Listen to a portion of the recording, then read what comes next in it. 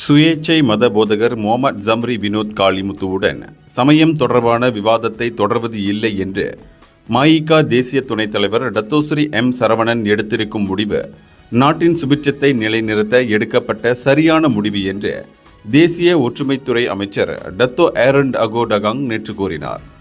இந்த விஷயத்தில் தாப்பா நாடாளுமன்ற உறுப்பினர் சரவணன் சரியான முடிவை எடுத்திருக்கிறார் என்று அவர் பாராட்டினார். இந்த விவாதத்தை தொடர்வதில்லை என முடிவெடுத்திருக்கும் சரவணனுக்கு நாங்கள் நன்றி தெரிவித்துக் கொள்கிறோம் என்று அவர் சொன்னார். இதனை நல்ல முறையில் வரவேற்றுள்ள ஜம்ரி வினோத்துக்கும் நன்றி கூறுகிறோம் என்றார் அவர். பல்வேறு சமயம், கலை, கலாச்சாரம், இனங்களை கொண்ட மலேசிய மக்களிடையே ஒற்றுமையை நிலைநிறுத்துவது மிக முக்கியம் என்பதை இந்த முடிவு நமக்கு எடுத்துரைக்கிறது என்றும் அமைச்சர் சொன்னார். ஒற்றுமை என்பது வெறும் கருப்பொருளாக மட்டும் இருந்துவிடக்கூடாது. நமது அன்றாட நடவடிக்கைகள், நடத்தைகளில் ஒற்றுமை இருக்க வேண்டும் என்று அவர் சொன்னார். இந்த விஷயத்தில் புரிந்துணர்வு, மதித்தல், அனைத்தையும் ஏற்றுக்கொள்ளுதல் ஆகியவை மிக முக்கியம் என்று அவர் மேலும் கூறினார்.